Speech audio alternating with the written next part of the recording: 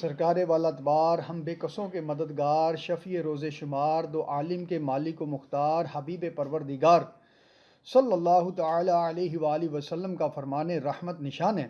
اے لوگو، بے شک بروز قیامت اس کی دہشتوں اور حساب کتاب سے جلد نجات پانے والا شخص وہ ہوگا جس نے تم میں سے مجھ پر دنیا کے اندر بکثرت درود شریف پڑھے ہوں گے۔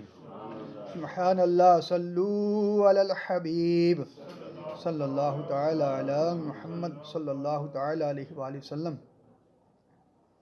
دعوت اسلامی کی اشاعت کردہ کتاب بدگمانی، اس کے صفحہ نمبر 10 پر درج ہے۔ ایک بزرگ فرماتے ہیں کہ میں ایک مسجد میں نماز ادا کرنے گیا، وہاں میں نے دیکھا ایک مالدار تاجر بیٹھا ہے اور قریب ہی ایک فقیر دعا مانگ رہا ہے۔ یا الہی عز وجل، آج میں اس طرح کا کھانا اور اس قسم کا حلوہ کھانا چاہتا ہوں۔ تاجر نے یہ دعا سن کر بدگمانی کرتے ہوئے کہا، اگر یہ مجھ سے کہتا تو میں اسے ضرور کھلاتا، مگر یہ بہانہ سازی کر رہا ہے اور مجھے سنا کر اللہ تعالیٰ سے دعا کر رہا ہے تاکہ میں سن کر اسے کھلا دوں، واللہ میں اسے نہیں کھلاؤں گا۔ وہ فقیر دعا سے فارغ ہو کر ایک کونے میں سو رہا۔ کچھ دیر بعد ایک شخص ڈھکا ہوا طباق لے کر آیا اور دائیں بائیں دیکھتا ہوا فقیر کے پاس گیا اور اسے جگانے کے بعد وہ طباق بصد عاجزی اس کے سامنے رکھ دیا۔ تاجر نے غور سے دیکھا تو یہ وہی کھانے تھے جن کے لیے فقیر نے دعا کی تھی۔ فقیر نے حسب خواہش اس میں سے کھایا اور بقیہ واپس کر دیا۔ تاجر نے کھانا لانے والے کو اللہ تعالیٰ کا واسطہ دے کر پوچھا، کیا تم انہیں پہلے سے جانتے ہو؟ کھانا لانے والے نے جواب دیا، واہ خدا، ہرگز نہیں، میں ایک مزدور ہوں، میری زوجہ اور بیٹی سال بھر سے ان کھانوں کی خواہش رکھتی تھی مگر مہیا نہیں ہو پائے۔ آج مجھے مزدوری میں ایک مسکال یعنی 4.5 ماشے سونا ملا تو میں نے اس سے گوشت وغیرہ خریدا اور گھر لے آیا۔ میری بیوی کھانا پکانے میں مصروف تھی کہ اس دوران میری آنکھ لگ گئی۔ آنکھیں تو کیا سوئی ہوئی قسمت انگڑائی لے کر جاگ اٹھی۔ مجھے خواب میں حضور سرور عالم نور مجسم شاہ بنی آدم صلی اللہ تعالی علیہ وآلہ وسلم کا جلوہ زیبا نظر آ گیا۔ میں نظارہ محبوب میں گم تھا کہ لبہائے مبارکہ کو جنبش ہوئی، رحمت کے پھول جھڑنے لگے اور الفاظ کچھ یوں ترتیب پائے، آج تمہارے علاقے میں اللہ عز و جل کا ایک ولی آیا ہوا ہے، اس کا قیام مسجد میں ہے، جو کھانے تم نے اپنی بیوی بچوں کے لیے تیار کروائے ہیں ان کھانوں کی اسے بھی خواہش ہے، اس کے پاس لے جاؤ اور وہ اپنی خواہش کے مطابق کھا کر واپس کر دے گا۔ بقیہ میں اللہ تعالیٰ تیرے لیے برکت عطا فرمائے گا اور میں تیرے لیے جنت کی ضمانت دیتا ہوں۔ نیند سے اٹھ کر میں نے حکم کی تعمیل کی جس کو تم نے بھی دیکھا۔ وہ تاجر کہنے لگا، میں نے ان کو انہی کھانوں کے لیے دعا مانگتے سنا تھا، تم نے ان کھانوں پر کتنی رقم خرچ کی؟ اس شخص نے جواب دیا، مسکال بھر سونا۔ اس تاجر نے اسے پیشکش کی، کیا ایسا ہو سکتا ہے کہ مجھ سے 10 مسکال سونا لے لو اور اس نیکی میں مجھے 1 رات کا حصہ دار بنا لو؟ اس شخص نے کہا، یہ ناممکن ہے۔ اس تاجر نے اضافہ کرتے ہوئے کہا، اچھا میں تجھے 20 مسکال سونا دے دیتا ہوں۔ اس شخص نے اپنے انکار کو دہرایا حتیٰ کہ اس تاجر نے سونے کی مقدار بڑھا کر 50 پھر 100 مسکال کر دی، مگر وہ شخص اپنے انکار پر ڈٹا رہا۔ واللہ جس شے کی ضمانت رسول اکرم صلی اللہ تعالی علیہ وآلہ وسلم نے دی ہے، اگر تو اس کے بدلے ساری دنیا کی دولت بھی دے دے پھر بھی میں اسے فروخت نہیں کروں گا۔ تمہاری قسمت میں یہ چیز ہوتی تو تم مجھ سے پہل کر سکتے تھے، لیکن اللہ تعالیٰ اپنی رحمت کے ساتھ خاص کرتا ہے جسے چاہے۔ تاجر نہایت ہی نادم و پریشان ہو کر مسجد سے چلا گیا، گویا اس نے اپنی قیمتی متاع کھو دی۔ سبحان اللہ، صلو علی الحبیب صلی اللہ تعالی علی محمد صلی اللہ تعالی علیہ وآلہ وسلم۔ میٹھے میٹھے اسلامی بھائیوں، اس بدگمانی کرتے ہوئے تاجر خسارے میں رہا۔ حکم کے 3 حروف کی نسبت سے بدگمانی سے بچنے کے 3 فرامین مصطفیٰ صلی اللہ تعالی علیہ وآلہ وسلم۔ نبی مکرم نور مجسم رسول اکرم شہنشاہ بنی آدم صلی اللہ تعالی علیہ وآلہ وسلم کا فرمان عبرت نشان ہے، بدگمانی سے بچو، بے شک بدگمانی بدترین جھوٹ ہے۔ ارشاد فرمایا، صلی اللہ تعالی علیہ وآلہ وسلم مسلمان کا خون، مال اور اس سے بدگمانی دوسرے مسلمان پر حرام ہے۔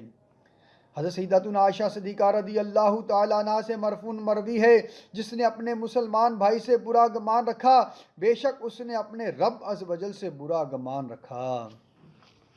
میٹھے میٹھے اسلامی بھائیوں، ہر وقت بدگمانی کرنے سے بچنا چاہیے، ہر وقت کسی کی ٹو میں نہیں لگنا چاہیے، اور ہر وقت بدگمانی گناہ بھی نہیں ہے اور بعض اوقات یہ حرام بھی ہے۔ مثلا شیطان نے کسی اسلامی بھائی کے دل میں کسی نیک شخص کے بارے میں ریاکاری کا گمان ڈالا تو اسلامی بھائی نے اس گمان کو فوراً جھٹک دیا اور اس مسلمان کے بارے میں مخلص ہونے کا حسن ظن قائم کر لیا، تو اب اس کی گرفت نہیں ہوگی اور نہ ہی یہ گناہ گار ہوگا۔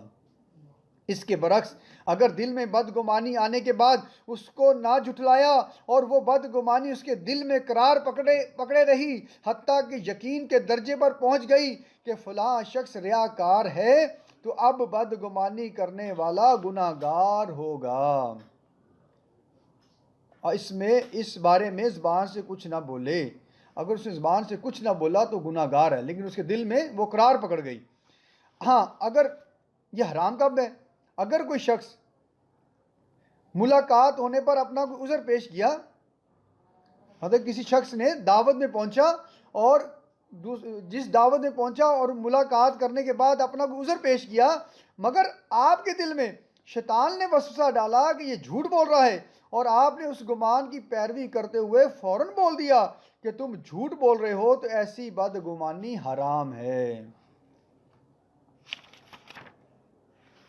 میٹھے میٹھے اسلامی بھائیوں، والدین، اولاد، بھائی بہن، زوج و زوجہ، ساس بہو، سسر داماد، نند بھاوج، بلکہ تمام اہل خانہ و خاندان، نیز استاد شاگرد، سیٹھ اور نوکر، تاجر و گاہک، افسر و مزدور، حاکم و محکوم، الغرض ایسا لگتا ہے کہ تمام دینی و دنیوی شعبوں سے تعلق رکھنے والے مسلمانوں کی اکثریت اس وقت بدگمانی کی خوفناک آفت کی لپیٹ میں ہے۔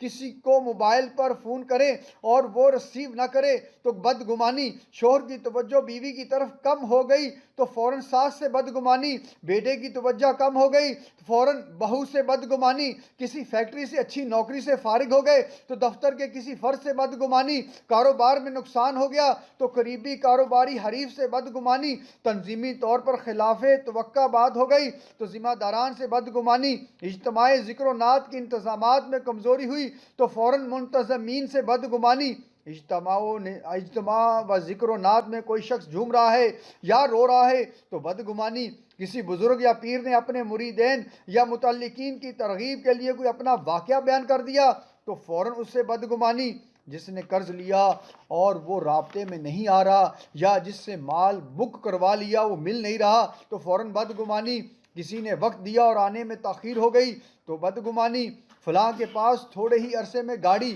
اچھا مکان اور دیگر سہولیات آ گئیں تو فوراً بدگمانی، اس سے شہرت مل گئی تو بدگمانی۔ آپ غور کرتے جائیے، شب و روز نہ جانے کتنی مرتبہ ہم بدگمانی کا شکار ہوتے ہوں گے۔ پھر یہ ابتداً پیدا ہونے والی بدگمانی اس شخص کے عیبوں کی ٹو میں لگاتی، حسد پر ابھارتی، غیبت اور بہتان پر اکساتی اور آخرت برباد کرتی ہے۔ اس بدگمانی کی وجہ سے بھائی بھائی میں دشمنی ہو جاتی ہے، ساس بہو میں ٹھن جاتی ہے، میاں بیوی میں جدائی، بہن بھائیوں کے درمیان قطع تعلقی ہو جاتی ہے اور یوں ہنستے بستے گھر اجڑ جاتے ہیں۔ اگر یہی بدگمانی کسی مذہبی تحریک سے وابستہ افراد میں آ جائے تو نگران و متحد کے درمیان اعتماد کی فضا ختم ہو جاتی ہے، جس کی وجہ سے ناقابل بیان نقصان اٹھانا پڑتا ہے۔ اور اگر یہی بدگمانی اولیاء کرام رحمہم اللہ السلام بالخصوص اپنے پیر و مرشد سے ہو تو ایسا شخص فیوز و برکات سے محروم رہ جاتا ہے۔ امام اہل سنت مجدد دین و ملت شاہ مولانا احمد رضا خان علیہ رحمت الرحمن مرید پر پیر کے حقوق کا بیان کرتے ہوئے کچھ یوں لکھتے ہیں: اپنے پیر سے متعلق دل میں بدگمانی کو جگہ نہ دے، بلکہ یقین جانے کہ میری سمجھ کی غلطی ہے۔